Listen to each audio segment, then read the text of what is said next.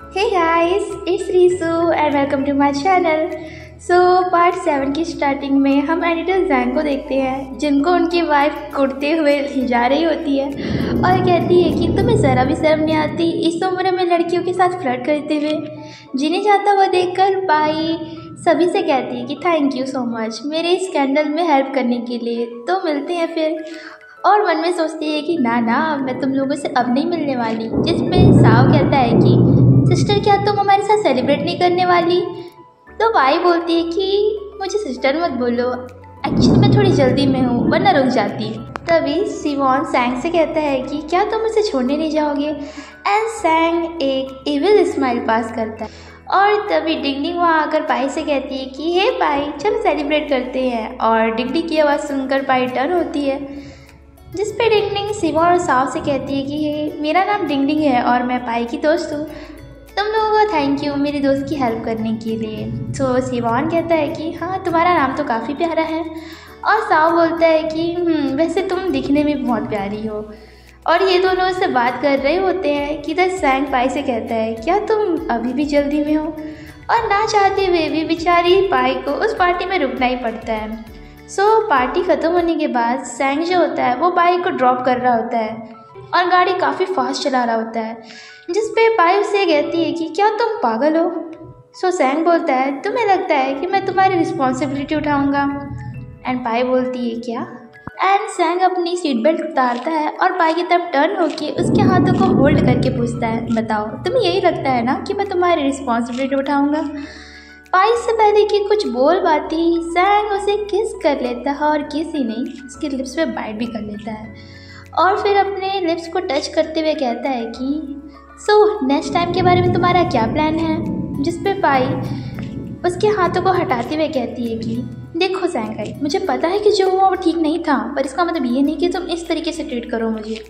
जिस पे सैंग कहता है कि मुझे लगा था तुम जानबूझकर मेरी क्लोज आना चाहती हो ताकि तुम मुझे पा सको, पर अब लगता है कि शायद तुम मुझसे नफरत ही करती हो। एंड पाई हंसते हुए कहती है कि हाँ बहुत अच्छा मजाक था, मैं बस अपनी ये छोटी सी लाइफ अच्छे से इंजॉय करना चाहती हूँ, दैट्स इट।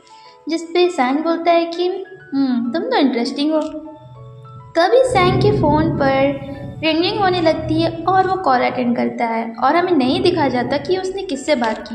नेक्स्ट सीन में हम सैंग को देखते हैं जो अपने घर आया होता है पाई को लेकर, और सैंग के ग्रैंडफादर काफ़ी गुस्से में उसे घूर रहे होते हैं और कहते हैं कि अपने घुटने पर बैठो अभी। इतना सुनते ही पाई घबरा जाती है और तुरंत घुटने पर आ जाती है, जिसे देख कि सैंग भी शॉक्ड होता है कि ये कर क्या रही है। एंड पाई कहती है कि मैं हूँ कौन, मैं कहाँ हूँ और मैं यहाँ कर क्या रही हूँ? और ग्रैंडपा कहते हैं कि बेटा मैंने तुमसे नहीं कहा था। और सैंग की मॉम बोलती है कि क्या तुम उसकी हेल्प भी नहीं करोगे अब? सैंग उसे उठाता है और कहता है कि ग्रैंडपा मॉम मेरी बात तो सुनो। इतने में ग्रैंडपा गुस्से में कहते हैं कि अपने घुटने पर बैठो अभी। एंड सैंग तुरंत घुटनों पर आ जाता है।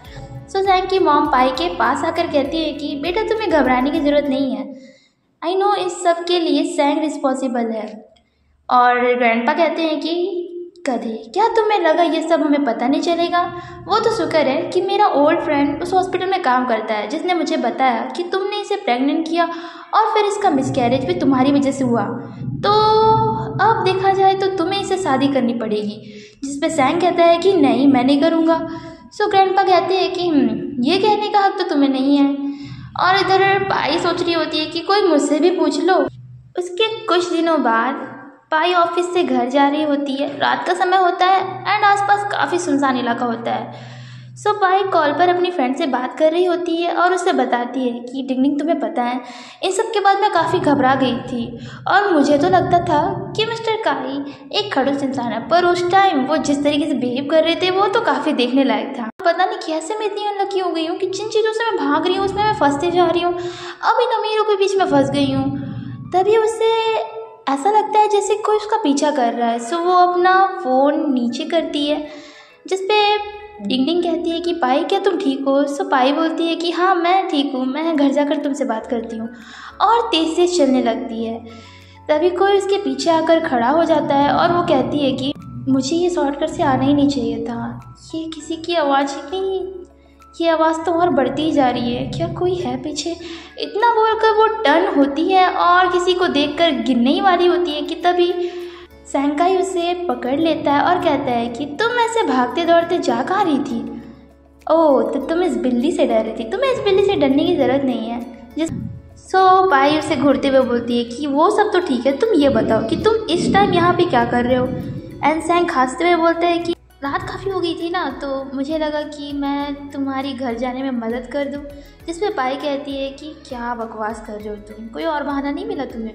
फिर सैंग कहता है कि तो क्या हम चलें। तभी सैंग के फ़ोन पर रिंग होने लगती है और वो कॉल अटेंड करते हुए कहता है कि हाँ ग्रैंडपा, हाँ वो मुझे मिल गई। सो उसके ग्रैंडपा कहते हैं कि देखो तुम्हें पता है ना कि मेरे आदमी तुम्हें देख रहे हैं। जिस पे सैंग कहता है कि हाँ मैं संभाल लूँगा। इतना क्या कि वो कॉल कट करता है और इधर पाई उसकी बातें सुनने का ट्राई कर रही होती है और वो सुन ही लेती है और उससे कहती है कि ओह, तो तुम यहाँ आधी रात को इसीलिए आए हो क्योंकि तुम्हारे ग्रैंडपा ने तुमसे कहा है। जिस पे सैंग उससे कहता है कि हाँ तो तुम्हें क्या लगा।